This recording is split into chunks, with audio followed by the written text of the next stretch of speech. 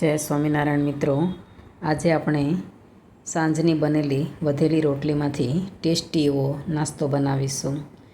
તો તેના માટે મેં સાંજની 8 થી 10 રોટલી પડી હતી. તેનું આપણે આવી રીતે ત્રિકોણ આકારમાં આપણે કટ કરી લઈશું. તેને એક રોટલીના આપણે 8 ભાગ કરીશું.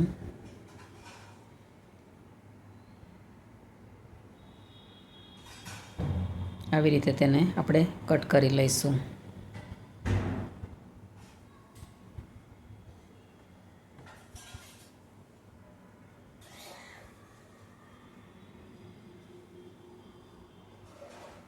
તમારે તેને જેવો આકાર આપવો હોય તેવો આપી શકાય છે. તો મેં એને આવી રીતે કટ કરી છે.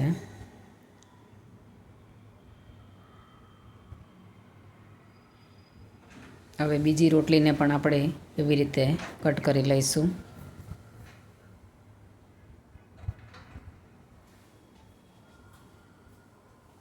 એક રોટલીના 8 ભાગ પડે તે રીતે આપણે તેને કટ કરી લઈશું.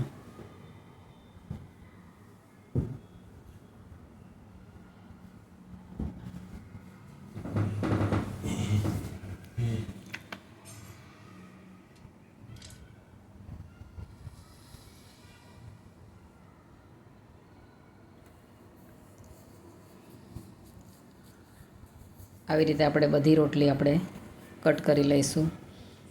આવી રીતે મોટા કટ કરવા હોય તો પણ કટ કરી શકાય છે. એના 4 ભાગ કરી લઈશું. આપણે તળવામાં વધારે ઇઝી પડે એટલા માટે આપણે આવી રીતે 4 કટ કરીશું.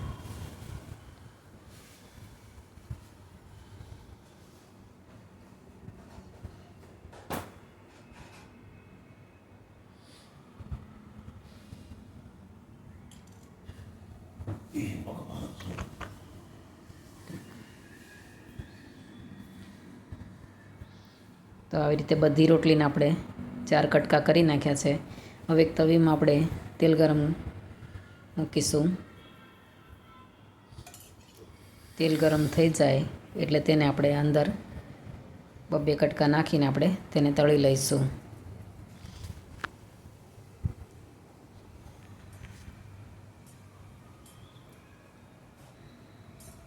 આવી રીતે બધી રોટલીને આપણે ધીમે ધીમે તળી લઈશું.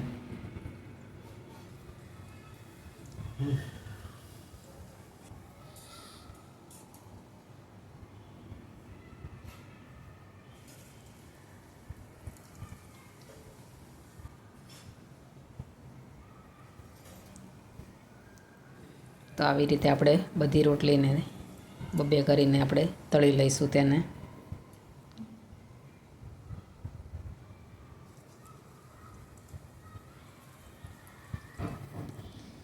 તેની અંદર આપણે ઉપર મસાલો વેરવા માટે એક વાટકીમાં આપણે 1 થી 1.5 ચમચી જેટલું મીઠું લઈશું અને 1 થી 1.5 ચમચી જેટલું આપણે લાલ મરચું લઈશું અને 1 ચમચી આપણે ચાટ મસાલો લઈશું. તે બધું આપણે મિક્સ કરી દઈશું અને તે મસાલો આપણે તે રોટલીના બટકા ઉપર આપણે તેને વેરી દઈશું. ઉપર નીચે કરીને આપણે તેને બધામાં ભળી જાય તેવી રીતે આપણે તેને ઉમેરી દઈશું. તો આપણા રોટલીના બટકા તૈયાર છે. જો તમને મારી રેસીપી ગમે તો તેને લાઇક, શેર અને સબસ્ક્રાઈબ જરૂરથી કરજો.